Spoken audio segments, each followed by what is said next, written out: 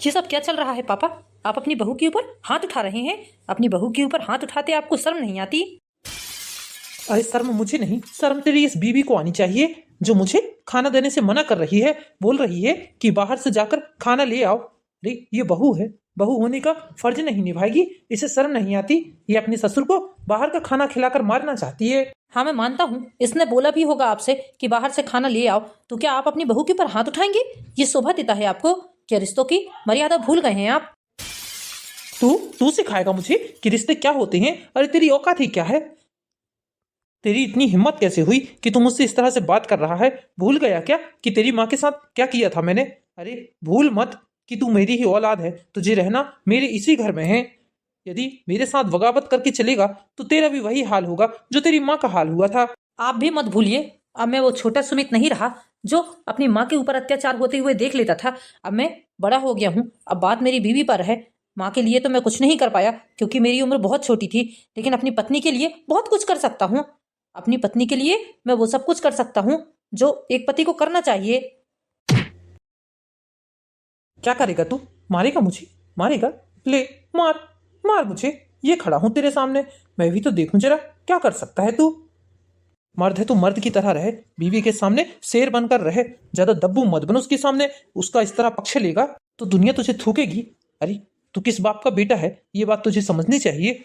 तू मेरा बेटा है, मैंने कभी अपनी औरत की इज्जत नहीं की, औरत को हमेशा दबा कर रखा। तो तेरी बीवी फिर कौन सी खेत की मूली है? खबरदार पापा, जो आपने मेरी बीवी के खिलाफ एक शब्द भी बोला, बहुत सुन लिया आपके मुंह से अब शब्द, अब नहीं सुनूंगा। चलो रीना, चलो यहाँ से। अपनी बीवी के खिलाफ एक शब्द नहीं सुन सक रहा है, लेकिन एक बार अपनी बीवी से यह नहीं पूछा कि तूने खाना देने से क्यों मना किया पापा को? अरे कैसा बेटा है तू, थू है तुझ पर। तू जैसी औलाद होने से अच्छा कि भगवान औलाद ही ना देता तो बढ़िया होता। अरे कम से कम अपने बाप से कुछ सीख ली। मुझे देख, मैंने कभी आज तक किसी के सामने हार नहीं मानी, और औरतों के सामने तो कभी नहीं। मर्द की अपनी एक पहचान होती है, मैं तो मरते दम तक अपनी पहचान नहीं छोड़ूंगा। तू बना रहे जोरू का गुलाम और औरतों के आगे सर झुकाने वाला। अरे तुझ जैसे लोग ही नाकारा निकम्मे निकलते हैं, तुझ जैसे लोग ही नामर्द होते हैं। अरे थू है तुझ जैसे आदमी पर, थू है तुझ जैसे नाकारा निकम्मे आदमी पर। मैं कहता हूँ जा, कहीं जाकर मर जा। कहाँ अपना ये मुंह लेकर जाएगा? धिक्कार है तुझ जैसे बेटी पर जो अपने बाप के लिए ना बोल सका। अरे कुछ तो अपने बाप के आचरण पर चला जाता, 1-2% ही मुझ पर चला जाता तो मैं कहता कि तुझे पैदा करना सफल हो गया मेरा। धिक्कार मुझ पर नहीं, धिक्कार आप पर होना चाहिए। मर्द होना यदि ऐसा कहलाता है तो नहीं बनना है मुझे मर्द। अरे आप क्या समझ रहे हैं? औरतों पर अत्याचार करना, उन्हें दबा कर रखना, अपने पैरों की जूती समझना, उन पर हाथ उठाना, यही मर्दांगी है? जीवन भर बस आपसे यही सुनते आया हूँ, और सुना ही क्या है मैंने। आप क्या सोच रहे हैं आपके इन गंदे आचरणों का अनुसरण करूं मैं? कभी नहीं। मैं पढ़ा लिखा समझदार लड़का हूँ, मैं नहीं चाहता जो मेरी माँ के साथ आपने किया है वो मैं अपनी पत्नी के साथ करूं। और आप क्या सोच रहे हैं मैं चुपचाप ये सब सुनते और देखते रहूंगा? नहीं, अब नहीं। आप जैसे यदि बाप होता है तो भगवान ऐसा बाप किसी को ना दे। धिक्कार मुझ पर नहीं, धिक्कार तो आप जैसे इंसान पर होना चाहिए। नाकारा निकम्मा नामर्द आप हो, मैं नहीं। जो औरत पर हाथ उठाता है, औरत पर अत्याचार करता है, उन्हें दबा कर रखता है। मैं कुछ नहीं भूला हूँ। जो सब अत्याचार आपने मेरी माँ के ऊपर किया ना, वो सब कुछ याद है। आज आपके अत्याचारों के कारण मेरी माँ समय से पहले ही स्वर्गवास सिधार गई, लेकिन मैं अपनी पत्नी के साथ ऐसा कुछ भी नहीं होने दूंगा। सब याद है मुझे। जब तक मैं 12 साल का नहीं हुआ था तब तक मेरी माँ घुट घुट कर जीती थी, घुट घुट कर जीती थी। दिन रात खून के आंसू रोती थी मेरी माँ।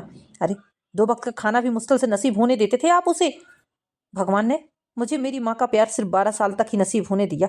12 साल के बाद में मेरी माँ का देहांत हो गया। उस समय पे मैं छोटा था, वरना इतना कुछ कर जाता कि पूछो ही मत। उस समय पर मुझे इतनी अकल नहीं थी, आपसे डरता था। आपके डर के कारण मैं कुछ नहीं बोल सकता था, और मुझे इतनी समझ भी नहीं थी इन सब चीज़ों की। लेकिन अब नहीं, अब तो मैं, मौका आएगा तो आपका हाथ तोड़ दूंगा, समझ जाइए आप। खबरदार पापा, जो आज आपने हाथ उठाने की कोशिश की मुझ पर, मैं भूल जाऊंगा कि आप मेरे बाप हैं। देखिए, अपनी लिमिट पर रहिए। आप बहुत ही ज़्यादा अति कर रहे हैं अब, वरना मैं, मुझे इतना ज़्यादा मजबूर मत करिए कि कल को लोग ये बोलने लगें कि एक बेटे ने बाप के ऊपर हाथ उठाया है। अपनी सीमा के अंदर ही रहिए, क्योंकि ऐसा ना हो कि मेरे हाथों कुछ अनर्थ हो जाए। हद पार कर दी है तूने आज। तू अपनी औकात भूल गया है। अरे तू भूल गया है कि मैं क्या हूँ। तूने अभी मुझे पहचाना नहीं है लगता है। तू भूल गया है लगता है वो पिछला समय। तुझे लगता है फिर से तेरी औकात दिखानी पड़ेगी? अरे तेरे बाप के सामने आज तक किसी की बोलने की हिम्मत नहीं हुई और तू बात कर रहा है आज। हाँ बिल्कुल बिल्कुल करूंगा। सुरभि चलो यहाँ से, इनके साथ में बहस करने का कोई मतलब नहीं है।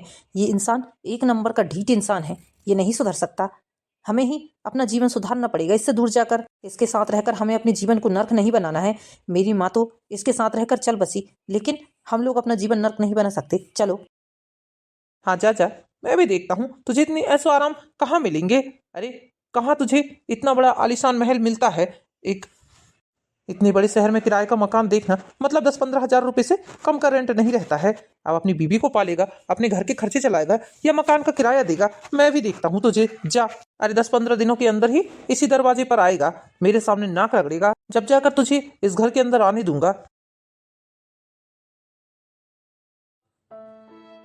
नीलम, आखिर ऐसी क्या बात हो गई जिसके चलते पापा ने तुम्हारे ऊपर हाथ उठा दिया? बताओ, मैं तुम्हें बहुत अच्छे से जानता हूँ। इतने दिनों से हम दोनों साथ में रह रहे हैं, तुमने आज तक ऐसी कोई बदतमीजी नहीं की है जिससे पापा तुम्हारे ऊपर हाथ उठा सके। आपको तो पता ही है, रात से मुझे अच्छा नहीं लग रहा है, फीवर सा लग रहा था, तो आज बस आपके जाने के बाद में थोड़ा सो गई। मैं आपको चाय नाश्ता देने के बाद में एकदम बुखार जैसा लगने लगा था, तो मैं आकर थोड़ी देर सो गई। मैंने सोचा खाना बाद में बना लूंगी। पापा जी बोलने लगे कि उठकर पहले खाना बना मेरे लिए, और मेरा बिल्कुल भी जी नहीं चल रहा था। कम से कम आधा घंटा रेस्ट करना चाहती थी मैं। तो मैंने पापा जी से बोला कि अभी अभी तो आपने चाय नाश्ता किया है पापा जी, अभी थोड़ी देर से बना देती हूँ। इतने बात के लिए उन्होंने मुझे गाली देना शुरू कर दिया। जब मैंने उनसे बोला कि पापा जी गाली मत दीजिए, यदि आपको भूख लगी है तो आप जाकर बाहर से ले आइए, बस मेरा यही कहना दूबर हो गया। इतना सुनते ही उन्होंने मेरे ऊपर हाथ उठा दिया, और उसके बाद जो हुआ वो तो सब आपके सामने ही है। आपको तो पता है मैंने पापा जी को आज तक कभी किसी चीज के लिए मना नहीं किया है, मैं हर काम कर देती हूँ उनका। लेकिन बस आज ही मैंने बोला, मेरा बिल्कुल भी जी नहीं चल रहा था, बुखार से सारा शरीर तप रहा था मेरा। नीलम, तुम चिंता मत करो, सब कुछ ठीक हो जाएगा। ये इंसान नहीं, जानवर है, जानवर। हम यहाँ बिल्कुल नहीं रहेंगे, इस जानवर के साथ बिल्कुल नहीं रहेंगे। ये इंसानों को अपने पैरों की जूती समझता है। ये सोचते हैं कि ये जैसा चलाएंगे वैसा लोग चलेंगे। ये समझते क्या है अपने आप को। लेकिन यदि हम यहाँ से चले गए तो पापा जी को कौन देखभाल करेगा, खाना पीना कौन देगा उन्हें? वो सब उनकी परेशानी है। देखो नीलम, मैं नहीं चाहता हूँ जो मेरी माँ के साथ हुआ है वो तुम्हारे साथ भी हो। मैं आपकी तकलीफ समझ सकती हूँ जी, आपने अपनी माँ को खोया है। 12 साल की उम्र में जो लड़का अपनी माँ को खो दे उसकी तकलीफ बहुत अच्छे से जानती हूँ मैं। जीते जी मम्मी जी को आप सुख नहीं दे पाए। हाँ नीलम, बस इसी चीज़ की तकलीफ है कि अपनी माँ को जीते जी सुख नहीं दे पाया, मैं उसे तकलीफ से मुक्त नहीं करा पाया। लेकिन क्या करूं, मैं बहुत छोटा था, मैं पापा के आगे कुछ नहीं बोल पाता था। उनके अत्याचार बहुत ही ज़्यादा थे, इसलिए मुझे डर लगता था कहीं ऐसा ना हो वो मुझे मारें। कई बार तो ऐसा होता था कि जब मम्मी और पापा की लड़ाई होती थी, पापा मम्मी को बेल्ट से मारते थे, जूते चप्पल से मारते थे, जो मिलता था उसी से मारते थे। तो मैं डर के मारे अपने आप को एक कमरे में बंद कर लेता था। माँ की एक जरा सी भूल के कारण माँ को 2-2 3-3 दिन खाना नहीं मिलता था। पापा उनके आगे से खाने की थाली उठा लेते थे, सारा काम करवाते थे और उन्हें जानवरों की तरह पीटा करते थे बेल्ट से। जब इतना ज्यादा अत्याचार करते थे तो मम्मी जी आवाज क्यों नहीं उठाती थी अपने लिए? मम्मी जी ने कभी कुछ क्यों नहीं बोला? उन्हें अपने माता पिता के घर चले जाना था क्या? नाना नानी जी उन्हें अपने साथ नहीं रख सकते थे जब मम्मी जी की इतनी बुरी हालत थी? तो नीलम, नाना नानी की स्थिति भी उतनी ज्यादा ठीक नहीं थी, बहुत ही ज्यादा कमजोर परिस्थिति थी उनकी। 2-2 3-3 मामा होने के बावजूद भी नाना नानी अकेले ही रहते थे। अब बेचारी मम्मी कैसे कैसे जाती उनके घर। और पापा का कहना था यदि अपने माँ बाप के घर जाएगी तो जीवन में कभी फिर इस घर में कदम मत रखना। इसी डर से बेचारी माँ यहाँ मार खाती, गाली खाती और पड़ी रहती थी। मम्मी जी का देहांत किस वजह से हुआ? क्या हो गया था मम्मी जी को? क्या पापा जी ने उन्हें जान से मारा है या बीमारी के चलते? नीलम, आए दिन माँ को खाना ना मिलना और मारपीट के चलते माँ का शरीर इतना ज़्यादा कमज़ोर हो गया था कि धीरे धीरे करके शरीर टूटने लगा उनका। इसके कारण उन्हें बीमारी ने घेर लिया और 2-3 साल तक माँ बीमार रही, फिर भी काम धंधा सब करती थी। और एक दिन सोई की सोई ही रह गई माँ। माँ का इस दुनिया से जाना मानो मेरे लिए एक बहुत बड़ा सदमा था। मैं ये बात बर्दाश्त ही नहीं कर पा रहा था कि मेरी माँ का देहांत हो गया है। फिर मुझे कुछ दिनों के लिए मेरी मौसी ने ले जा लिया। कुछ दिन तक मैं अपने मौसी के साथ रहा। फिर उसके बाद में मौसा जी बहुत ही ज़्यादा लड़ने झगड़ने लगे, मौसी से बोलने लगे कि अपने बहन के बेटे को यहाँ लाकर रख ली है। बेचारी मौसी मजबूरी में आकर मुझे फिर से यहाँ छोड़ गई। तो क्या पापा जी आपके ऊपर भी ऐसे ही अत्याचार किया करते थे जैसे मम्मी जी के ऊपर करते थे? नहीं नीलम, मुझे पापा ज्यादा कुछ नहीं कहते थे। उन्हें सिर्फ और सिर्फ औरतों से दिक्कत थी। उन्हें औरत जात से ही नफरत थी। वो लड़कियों से, औरतों से बहुत ही ज्यादा नफरत करते थे। उन्हें हीन दृष्टि से देखा करते थे। उनके लिए ऐसा सोचा करते थे कि ये पैर की जूती होती हैं, इसलिए वो औरतों को हमेशा घृणा भरी नजरों से देखा करते थे। उन्हें पता नहीं क्यों औरतों से इतनी ज्यादा नफरत थी। वो तो अच्छा हुआ कि मैं बेटा हुआ। यदि बेटी हो जाता तो पता नहीं मेरा बाप क्या करता उसके साथ। कहो, नदी तालाब में ले जाकर फेंक देता। अच्छा, इसीलिए उन्हें मर्द होने का बहुत ही ज्यादा घमंड है। हाँ नीलम, नीलम मैंने अपनी माँ को तो खो दिया है, लेकिन तुम्हें नहीं खो सकता। तुम अपना सामान पैक करो, हम यहाँ से चल रहे हैं। जी ठीक है। इस तरह नीलम और आकाश दोनों अपना सामान पैक करके चले जाते हैं किराए के मकान में रहने के लिए। यहाँ आकाश के पापा श्याम प्रसाद जी घर पर ही रह जाते हैं अकेले। पापा जी की बहुत ही ज्यादा चिंता हो रही है मुझे। पता नहीं कुछ बनाया खाया भी होगा या नहीं। घर में कोई नौकर भी नहीं है जो उन्हें कुछ बनाकर दे सके। चिंता तो मुझे भी हो रही है नीलम, लेकिन क्या करो, चिंता करने से कुछ नहीं होगा। उन्हें कम से कम सबक भी तो मिलना चाहिए इस बात का कि वो जो कर रहे हैं वो बहुत ही ज्यादा गलत है। हम कब तक उनका अत्याचार इस तरह सहते रहेंगे? हम सहते रहेंगे तो उन्हें और भी ज्यादा बढ़ावा मिलता रहेगा। बस इसलिए ही तो हम लोग उस घर से निकले हैं ना। जब तक पापा का घमंड और अभिमान चूर चूर नहीं हो जाता तब तक तो मैं बिल्कुल भी उस घर में जाने वाला नहीं हूँ। कम से कम पापा को समझ में तो आना चाहिए कि जो वो कर रहे हैं वो बहुत ही ज्यादा गलत कर रहे हैं। आकाश वो सब तो ठीक है, लेकिन जाओ, जाकर आराम कर लो। दोपहर के 2 बज गए हैं। सुबह से काम पर लगी हो तुम। थोड़ी देर सो जाओ जब तक मैं भी अपना काम कर लेता हूँ। ठीक है मालिक, सारे घर का काम कर दिया है मैंने, खाना भी बनाकर रख दिया है। मालिक आपसे एक जरूरी बात करनी थी। क्या बात है शांता, बोल। वो मालिक, मेरे बेटे की तबीयत बहुत ही ज्यादा खराब है। वो हॉस्पिटल में एडमिट है। मालिक मैं बोल रही थी कि एडवांस में मुझे तनख्वाह दे देते तो अच्छा होता। बहुत ही ज्यादा बीमार है वो। एडवांस में तनख्वाह दे देते? तेरा कहने का मतलब क्या है? अभी तो तुझे 8 दिन ही हुआ है इस घर में आए हुए। 8 दिन के तुझे 1 महीने की तनख्वाह दे दूं जिसमें तू लेकर और फरार हो जाए। अरे मेरे पास पैसे मेहनत की कमाई का है, कोई बहते नहीं आ रहा है जो तुझे मैं एडवांस में पैसे दे दूं। नहीं नहीं मालिक, मैं पैसे लेकर कहीं नहीं जाऊंगी। मेरा यकीन करिए, मैं काम पर आऊंगी, रोज आऊंगी। मालिक मुझे पैसों की बहुत ही ज्यादा जरूरत है, दे दीजिए मालिक। आपका बड़ा एहसान होगा। मेरे बेटे को बहुत ही ज्यादा पैसे लग रहे हैं। मालिक मेरे बेटे का इलाज यदि समय पर ना हुआ, उसे समय पर दवाई गोली ना मिली तो मेरा बेटा इस दुनिया से चला जाएगा। मालिक प्लीज मालिक दे दीजिए, मालिक दे दीजिए। आपका बड़ा एहसान होगा मालिक, आपका बड़ा एहसान होगा। मालिक मैं आपके सामने हाथ जोड़ रही हूँ, पैर पड़ रही हूँ आपके। मुझे तनख्वाह दे दीजिए मालिक, 15 दिन की ही दे दीजिए। उसमें भी मैं अपने बेटे का थोड़ा बहुत तो कुछ करवा सकती हूँ। दे दीजिए मालिक। अरे तेरा बेटा बीमार है तो इसके लिए मैं क्या करूं? मुझे क्यों परेशान कर रही है तू? चल जा, मेरे पास कोई पैसे नहीं है। और हाँ, अभी तो तू पैसे मांगने की गुस्ताखी भी मत करना, क्योंकि मैं अभी पैसे देने वाला बिल्कुल नहीं हूँ। ऐसा ना करिए मालिक, ऐसा ना करिए। मुझे पैसे दे दीजिए मालिक। मैं भगवान की कसम खाकर कहती हूँ कहीं नहीं जाऊंगी मैं। बात तेरे समझ में नहीं आ रही है क्या? मैं पैसे नहीं देने वाला हूँ। अरे कैसी ढीठ औरत है जो पैसे मांगने के लिए खड़ी हुई है। मैं कहता हूँ कोई पैसे नहीं है, काम कर दी है तो ठीक है। जब तक 1 महीना नहीं होता तब तक तुझे कोई तनख्वाह नहीं मिलेगी। चल जा यहाँ से। ना जाने कहाँ कहाँ से चले आते हैं। अरे यही घर दिखता है लोगों को, लगता है 8 दिन काम किया नहीं है और 1 महीने की पगार मांग रही है। पैसे लेने के लिए तो सर पर बैठ जाती है और काम करने के लिए बड़ा जी चुराती है। शांता तू भी एक काम कर, ये सारे कपड़े ऊपर सूखने के लिए डाल कर आ, और घर में जितने पर्दे लगे हुए हैं, सोफे के कवर हैं और बिस्तर का चादर, सब कुछ धोकर डालेगी तू। मालिक ये सब कुछ तो मैंने अभी 4 दिन पहले ही धोकर डाला था। मालिक आज मेरी तबीयत भी ठीक नहीं है, इसलिए मैं नहीं धुल पाऊंगी। ये इतने सारे बाकेट भर कपड़े धोकर डाले हैं मैंने। तू एक नौकरानी होकर मुझसे जो मान लड़ाई थी, तेरी इतनी औकात, तेरी हिम्मत कैसी हुई मुझसे इस तरह बात करने की और मुझे मना करने की? माफ करना मालिक, मैं आपसे जुबान नहीं लड़ा रही हूँ। मेरी कहाँ इतनी हैसियत है कि मैं आपसे जुबान लड़ा सकती हूँ। मालिक बस मैं तो बोल रही थी कि आज मेरी तबीयत कुछ ठीक नहीं लग रही है, इसलिए मना कर रही थी मालिक, वरना मैं नहीं करती मालिक। और वैसे भी आज 1 महीना हो गया है, मुझे आज तनख्वाह चाहिए। मेरा बेटा बहुत ही ज्यादा बीमार है। जब तक मेरा काम पूरा नहीं होगा तब तक तुझे फूटी कौड़ी भी नहीं मिलेगी। पहले जा, पहले जो मैंने काम बताया है वो सारा काम करके रखना, उसके बाद ही मैं तुझे तनख्वाह दूंगा। एक नौकरानी होकर मुझसे जबान लड़ा रही है। इसे तो इसका सबक सिखाना ही पड़ेगा। इस शांता की भी कुछ ज्यादा ही जुबान चल रही है। मालिक, सारे कपड़े धोकर डाल दिए मैंने, सारा काम हो गया है। मालिक, अब मुझे पैसे दे दीजिए आप। मालिक, छोड़ दीजिए मुझे मालिक, छोड़ दीजिए मालिक, मैं गिर जाऊंगी, मुझे लग जाएगा।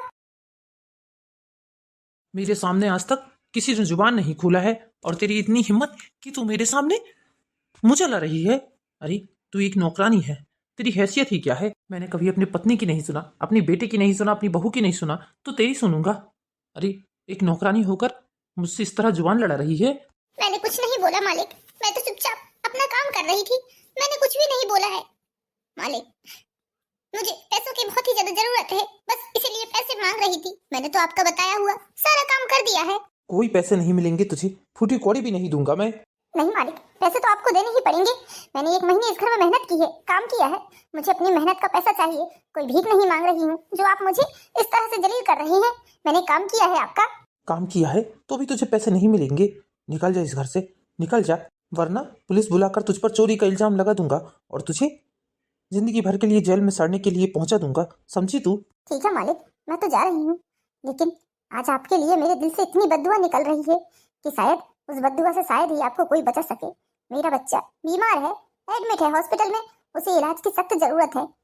आपसे मैंने पहले भी पैसे मांगा था, आपने बोल दिया 1 महीने जब तक काम नहीं करेगी तब तक पैसे नहीं मिलेंगे। और जब आज 1 महीना हो गया है तो भी आप मुझे पैसे नहीं दे रहे हैं। जो कुछ आज आपने मेरे साथ किया है उसका फल तो आपको मिलकर ही रहेगा। मेरा बच्चा शायद इस दुनिया में रहे या ना रहे, लेकिन मेरी बद्दुआ हमेशा आपके साथ रहेगी। मैं आपको श्राप देती हूँ, आप कभी खुशी नहीं रहेंगे, आप इसी तरह हमेशा अकेले ही रहेंगे। आपका जीवन ऐसे ही बीतेगा। अपनी पत्नी की इज्जत नहीं की, उसे मार डाला, अपने बेटे बहू को घर से निकाल डाला। आपकी फितरत थी अकेले रहने की और आप जीवन भर ऐसे ही अकेले रहेंगे। आपको इंसानों की कदर करनी नहीं आती है तो भगवान आपको कभी भी परिवार का सुख प्रदान नहीं करेगा। एक दिन ऐसा आएगा जब तरसोगे आप लोगों के लिए और उस समय आपके पास कोई नहीं होगा। मैं तो जा रही हूँ, मैं 1 महीने की तनख्वाह में कोई करोड़पति नहीं बन जाऊंगी, लेकिन एक माँ के दिल से जो हाय निकल रही है, जो बद्दुआ निकल रही है, वो आपको कभी खुशी नहीं रहने देगी। कभी आप सुखी नहीं रहेंगे, कभी नहीं रहेंगे। अरे जा जा, तू क्या सोच रही है? तेरा श्राप मुझे लगेगा?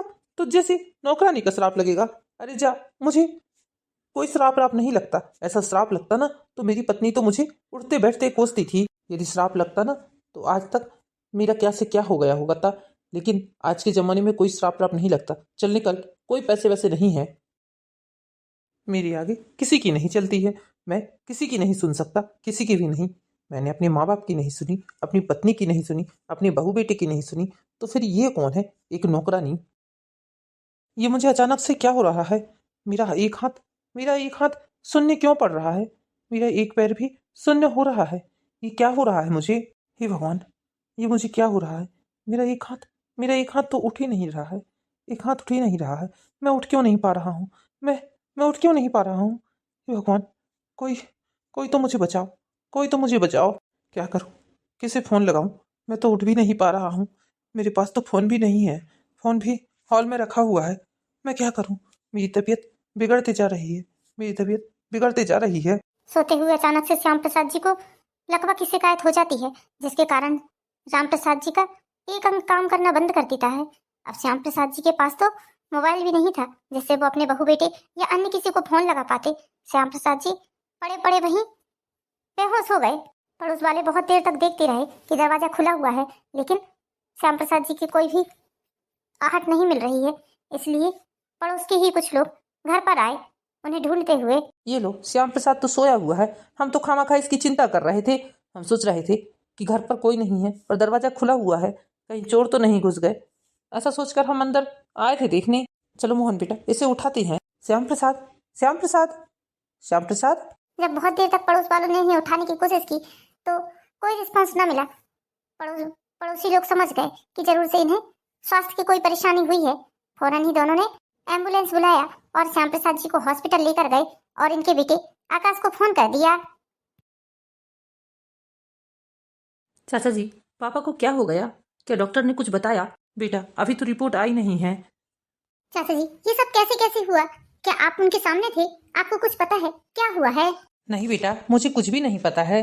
सुबह से देख रहा था, दरवाजा खुला हुआ था, देखा कि दरवाजा खुले रहने के बावजूद भी श्याम प्रसाद सुबह से लेकर शाम तक घर से बाहर नहीं निकला। मोहल्ले के किसी भी लोगों ने उसे देखा नहीं, तो मुझे लगा कि जाकर तो देखूं, चोरी वोरी तो नहीं हो गई। आकर अंदर जब मैंने और मोहन ने देखा तो ये अंदर सोया हुआ था और लाख बार जगाने पर इसने कुछ भी रिस्पॉन्स नहीं दिया। इसलिए मुझे लगा कि ये जरूर से बीमार हो गया है।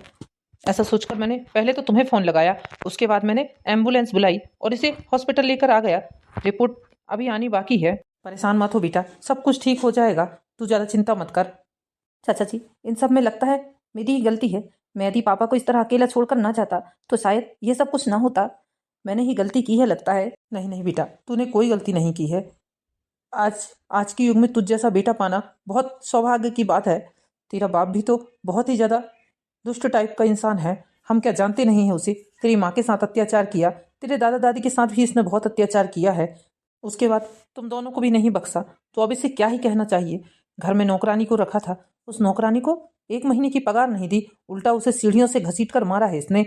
वो नौकरानी पूरे मोहल्ले से रो रो कर बता रही थी। अब तो ही बता बेटा, ऐसे इंसान के साथ क्या ही करना चाहिए। क्या बात कर रहे हैं चाचा जी? नौकरानी को मारा इन्होंने? हे भगवान, ये कैसे सुधरेंगे चाचा जी? मुझे तो कुछ समझ में नहीं आता। क्या ही कर सकते हैं बेटा, कई लोगों की मनोवृत्ति ही दुष्ट किस्म की रहती है। इसके लिए कोई उपाय नहीं है बेटा। तेरी माँ उर्मिला भी बेचारी कुड़ कर मर गई समय से पहले। भगवान ने उसे भी ले जा लिया।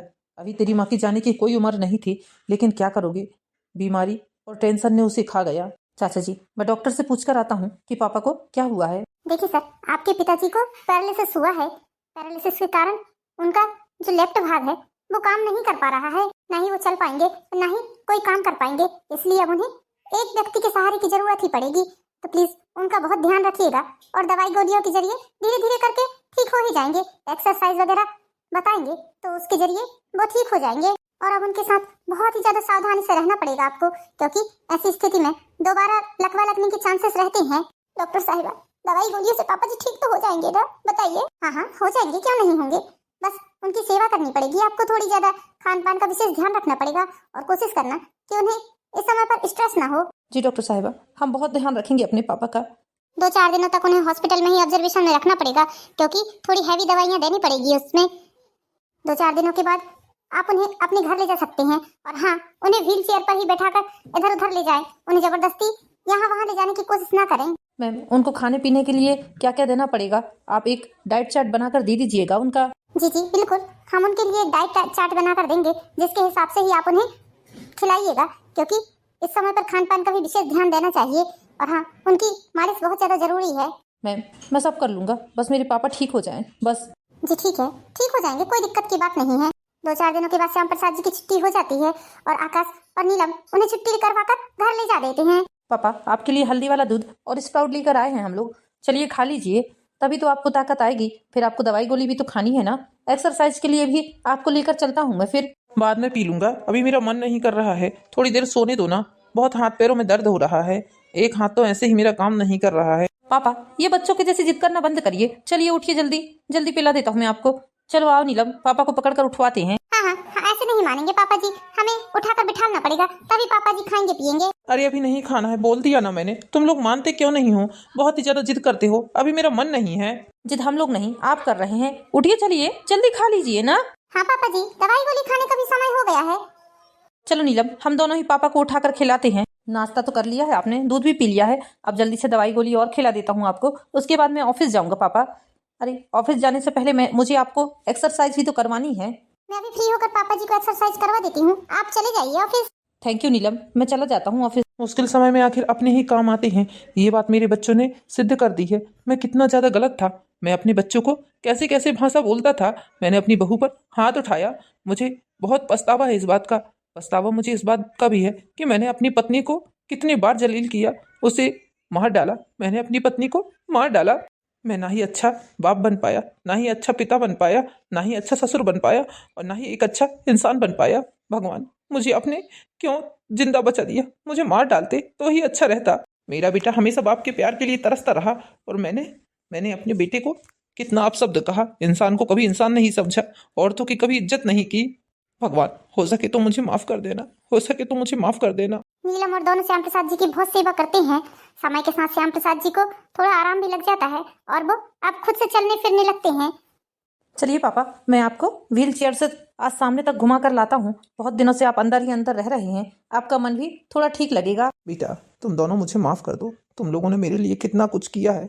मैंने तुम्हारे साथ इतना अत्याचार किया, तुम लोगों को इतना भला बुरा कहा, तेरी माँ से तुझे छीन लिया, लेकिन फिर भी तुम दोनों ने मेरी कितनी सेवा की है, कितनी सेवा की है। आज कम से कम मुझे इस लायक बना दिया कि मैं उठकर चल फिर पा रहा हूँ। बहू, मैंने तुम्हारे ऊपर हाथ उठाया था बेटा, इसके लिए मैं बहुत शर्मिंदा हूँ। मुझे आज अपनी गलती का एहसास हो रहा है। मैंने तुम्हारी माँ के साथ जो किया उसके लिए भी मुझे बहुत पछतावा है।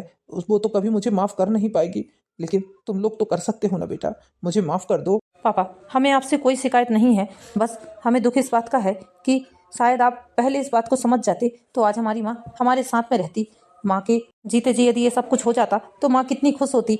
माँ हमेशा एक ही बात के लिए दुखी होती थी कि आप सुधर जाए, आप उनसे प्रेम से बात करें, आप उनका मान सम्मान करें। मैं समझ सकता हूँ बेटा, मैं समझ सकता हूँ तुम्हारे मन की बात, लेकिन बेटा मैं क्या ही कर सकता हूँ।